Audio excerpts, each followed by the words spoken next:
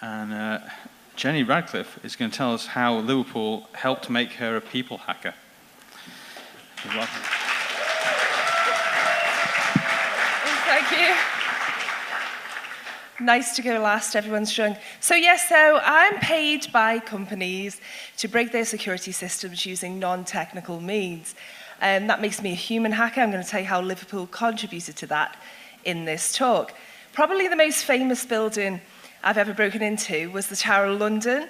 I was due to give a talk there on security, on social engineering, and I had a bag with me with all my kit in to do a show and tell with a lovely audience like yourselves. The problem with this is that to do my job, I need lots of nasty stuff like lockpicks, smoke bombs, 6 or 7 false identities, mallets, disguises, etc. And the security guard was in no mood to hear it. He was big and he was mean and he wanted to look at my bag. I didn't want him to look at my bag. So what I did was I got my bottle of water and kind of spilt it on him and then dusted him down, just in the interesting part of his pants. And he let me through out of sheer embarrassment. What that makes me is a psychological hacker. I don't look like a normal hacker. I don't use any tech. I'm crap at tech, but I'm good with people and they tend to let me in. And I'm afraid this is what makes me my living. You don't think I look like a hacker, but a lot of people think I sound like one because I'm from Liverpool. So I'm basically standing up all over the world giving presentations on how I got here, a burglar for hire from Liverpool. So what happened was this. When I was a kid in Liverpool, growing up in the late 70s, early 80s, the polo club was oversubscribed. The ballet was full. We didn't have a lot to do. So what do you do in these circumstances? Well, you play in building sites. Col will tell you, in building sites. We broke into buildings, into offices, and you learn a lot of skills. You learn how to get out of somewhere really quickly. You learn the law involved in breaking and entering. I broke into this urban hell of Liverpool. And you learn to get in and you learn to get out really, really quickly. The first place we actually targeted was Southport Zoo. Anyone remember Southport Zoo? Horrible place, closed down. We broke in at night to see if the lion was locked away securely. I can tell you he is, or he was, but not nearly as securely as you'd like if you're breaking in.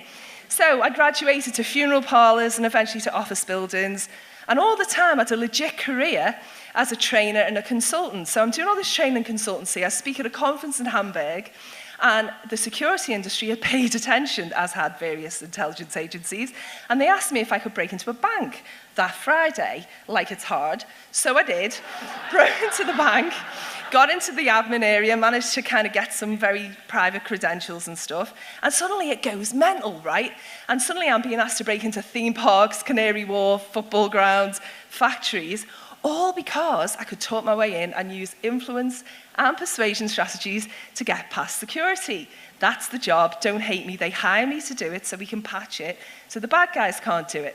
We use mostly social media to stalk people, to work out who's the most talkative, who's going to give away information on the company. The person is the conduit to all the information the company holds. And then it's just a matter of really pinpointing who we're going to target through things like their hobbies, where they drink their coffee, where they have a drink. We initiate conversations, we hack them, and then we hack the company. They give us information, and I'm afraid that we're in, and you're left naked and vulnerable.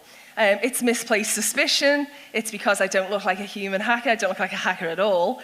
And actually, most people don't think that the human side of security is their problem. They think it's someone else's problem, so I'm right in, and we're behind the company. We get in as the way a technical hacker would. So what we do is manipulate people, get them to trust me, and then we manipulate that trust. We tell them how it was done so the bad guys can't do the same thing. What has this got to do with me being a Scouser?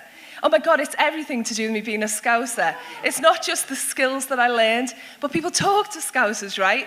They tell me jokes. They even crack jokes about me being a burglar whilst I'm breaking into their company. And it's a cool thing, right? You know, I'm a Scouser, it's fine. And I talked to them about Liverpool's actually changed. We actually have a cracking polo team right now. We have Michelin-starred chefs, and that's opera and ballet going on right here in Liverpool. And you know, that's a cool thing. And I always point it out in the circuit because I get loads of heckles about being a burglar from Liverpool. I changed too. This is me speaking internationally about this topic and trying to protect people from being vulnerable to this human element of security. But what I never did was speak about it in Liverpool. So what I wanted to do was speak to a Liverpool audience and tell you that it's got everything to do with me being a Scouser. I wanted to thank the city and the Liverpool crowd for giving me the career that I've got and for making me a human hacker, because without this city and what it made me, I couldn't have had the job that I have right now. Thank you very much.